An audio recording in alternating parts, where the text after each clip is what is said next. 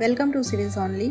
इस सेशन में हम लोग महत्वपूर्ण संसदीय प्रस्तावों के बारे में चर्चा करेंगे जो विभिन्न परीक्षाओं की दृष्टि से काफी महत्वपूर्ण है और साथ ही वर्तमान में चर्चा का विषय बना हुआ है। तो चलिए सबसे पहले जानते हैं प्रस्ताव क्या होता है। सदन का फैसला या उसकी राय जानने हेतु सदन के समक्ष लाया गया सुझाव प्रस्ताव या मोशन कहलाता है। अगर सरकार की तरफ से कोई प्रस्ताव पेश किया जाता है तो उसे सरकारी प्रस्ताव कहा जाता है और अन्य सदस्यों की तरफ से पेश किया गया प्रस्ताव गैर सरकारी प्रस्ताव कहलाता है। अगर बात की जाए संसदीय प्रस्ताव की तो इसको 3 मुख्य श्रेणियों में विभाजित किया जा सकता है। पहला, मूल प्रस्ताव या सब्सटेंटिव मोशन। यह प्रस्ताव अपने आप में एक स्वतंत्र प्रस्ताव होता है, अर्थात यह किसी अन्य प्रस्ताव पर निर्भर नहीं करता।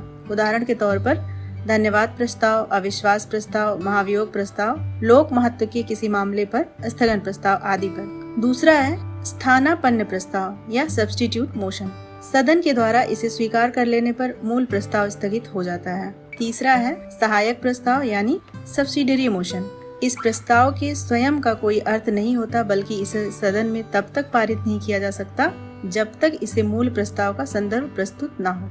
तो आइए अब जानते हैं अन्य महत्वपूर्ण संसदीय प्रस्तावों के बारे में।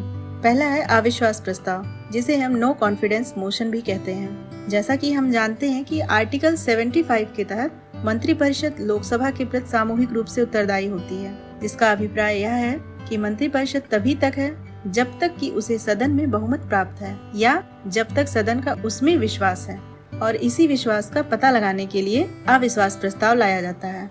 इस प्रस्ताव के समर्थन में कम से कम 50 सदस्यों की सहमति अनिवार्य होती है। साथ ही इस प्रस्ताव को लाने के लिए पूर्व सूचना देनी आवश्यक होती है। इसके अलावा लोकसभा अध्यक्ष से सदन में पेश करने हेतु अनुमति मिल जाने के बाद 10 दिनों के अंदर उस पर बहस करना आवश्यक होता है। सरकार से उसका विचार जाना जाता है और तब अध्यक्ष चर्चा के लिए दिन तय करता है।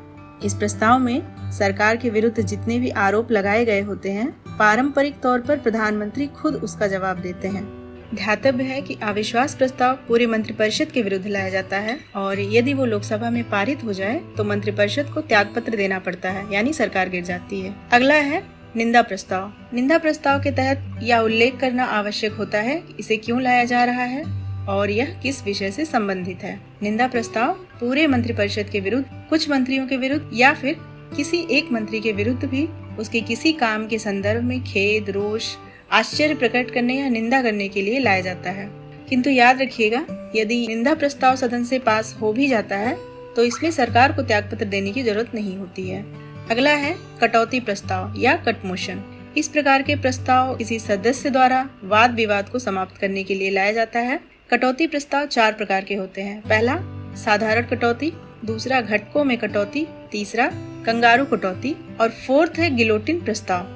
अब बात करते हैं विशेषाधिकार प्रस्ताव या प्रिविलेज मोशन की। यह प्रस्ताव किसी सदस्य द्वारा तब पेश किया जाता है जब उसे लगता है कि मंत्री ने सही तथ्यों को प्रकट नहीं किया या गलत सूचना देकर सदन या सदन के एक या अधिक सदस्यों के विशेषाधिकारों का उल्लंघन किया है। इसका उद्देश्य भी एक प्रकार से निंदा करना ही होता है। अगला प्रस्ताव है ध्यानाकर्षण प्रस्ताव। ध्यानाकर्षण प्रस्ताव का मुख्य प्रयोजन यह होता है कि किसी अविलंबनीय स्वरूप के मामले पर मंत्री प्राधिकृत वक्तव्य दे, यानी ये बस ध्यान दिलाने के लिए ही होता है। जैसा कि इसके नाम से पता चल रहा है, इस पे ना तो नियमित रूप से चर्चा होती है और ना ही मतदान होता है। इसके अलावा एक प्रस्ताव है स्थगन प्रस्ताव या स्टे मोशन। यह किसी अविलंबनीय लोक महत्व के मामले पर सदन में चर्चा करने के लिए सदन की कार्यवाही को स्थगित करने का प्रस्ताव होता है। अगर बात की जाए आवश्यक सदस्यों की तो इसके लिए 50 सदस्यों का समर्थन आवश्यक है एवं प्रस्ताव को लोकसभा एवं राज्यसभा दोनों में पेश किया जा सकता है। सदन का कोई भी सदस्य इस प्रस्ताव को पेश कर सकता है। इस प्रस्ताव में ऐसे विषयों को उठाए जा सकते हैं जिसका संबंध प्रत्यक्ष या परोक्ष रूप से भारत सरकार के आचरण या उसकी किसी भी प्रकार की त्रुटि से हो। अगर ये पारित नहीं होता तो संसद फिर से वहीं से काम करना शुरू कर देता है जहां से इस प्रस्ताव के कारण रोका गया था, और यदि यह पारित हो जाता है तो इसे सरकार की निंदा मानी जाती है। आइए अब जानते हैं धन्यवाद प्रस्ताव या वोट ऑफ थैंक्स के बारे में।